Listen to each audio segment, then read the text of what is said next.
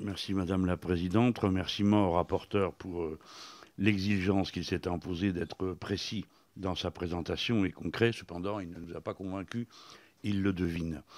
Le passage de ce texte pendant le mois de juillet est assez contrariant. Il nous interdit d'organiser le débat public qu'on aurait aimé pouvoir avoir en France.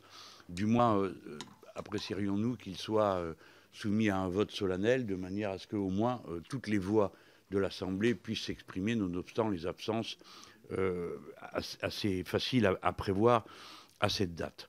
Alors que la présentation de cet accord n'aille pas faire perdre de vue qu'il s'agit de la lointaine queue de comète d'une autre vision du monde, celle qui se construisait dans les années 90, lorsqu'on a créé l'Organisation mondiale du commerce et où on pensait qu'une négociation mondiale générale aboutirait à un accord mondial général. Ce fut un échec total et mondial, et derrière ça, on a donc commencé à voter des accords régionaux qui ensuite, par contagion et par application de la clause de la nation la plus favorisée, visent à former au niveau mondial une seule et unique zone économique de libre-échange. C'est dans ce contexte qu'intervient l'accord CETA.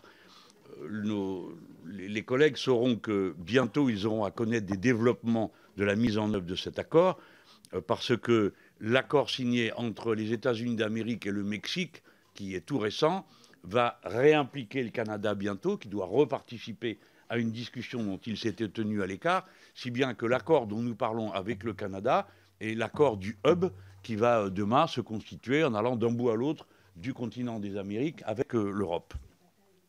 Ensuite, la deuxième mise en garde, c'est qu'il ne faut pas, quand on considère l'impact sur l'économie française, ne regarder qu'un seul accord. Il faut voir comment il se juxtapose. Et quand on juxtapose l'effet sur la filière bovine et en particulier des produits sur lesquels on compte, notamment des gens comme nous qui sommes pour la sortie des protéines carnées, nous comptons sur des produits de haut niveau. Or, précisément, c'est ceux-là qui vont entrer en compétition avec les produits qui arrivent du Canada à vil prix et produits dans d'autres conditions d'exigence sanitaire que sont les nôtres. Donc, quand vous juxtaposez l'accord CETA et l'accord Mercosur et l'accord je ne sais pas quoi, ça fait 10 ou 15 chocs que subit la filière bovine en même temps. Alors peut-être qu'elle pourrait résister à 1, à 2 ça fait beaucoup, à 3 c'est impossible. Par conséquent, nous avons un grand risque que ça tourne fort mal. J'ajoute que notre logique est celle de la période des années 2000 et plutôt de cette partie du siècle. Nous pensons qu'il faut en finir avec le libre-échange dont nous ne voyons pas ce qu'il apporte de particulièrement bon à la civilisation humaine. Nous sommes au contraire pour la relocalisation maximale de toutes les activités. Ce n'est pas faire du repli, c'est se demander à quoi sert de déménager le monde quand ça ne sert à rien. Pourquoi faire venir de la viande quand on peut la produire soi-même? Pourquoi faire venir, etc., etc., etc. Pourquoi? Parce que le libre-échange pousse à la surproduction et notamment des produits les plus discutables. Les exportations de gaz de schiste et de pétrole du Canada, le Canada utilise le gaz de schiste, hein, il est producteur de ça. J'ai lu dans les notes qu'on m'a données que ça a progressé considérablement. Alors on peut dire, ça ne fait pas beaucoup par rapport au total de ce que consomme l'Europe, mais ça fait toujours plus que ce que produisait déjà le Canada jusqu'à ce point. Et à cela, ça, c'est une conséquence directe de l'idée du libre-échange qui est toujours plus dans tous les domaines et on trouvera toujours quelqu'un pour l'acheter et par conséquent, il n'y a aucune régulation possible dans ce cadre.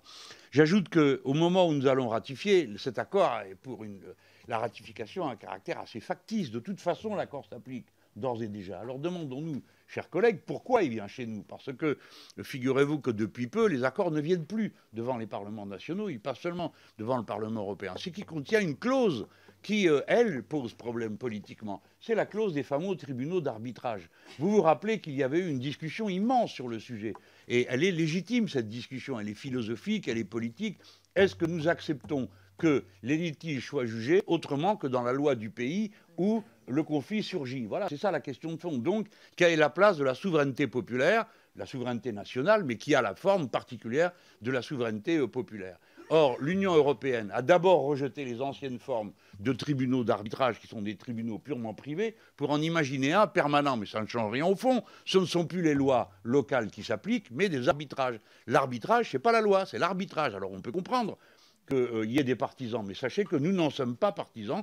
Nous sommes pour que les affaires soient jugées là où les problèmes se posent et dans la loi du pays concerné.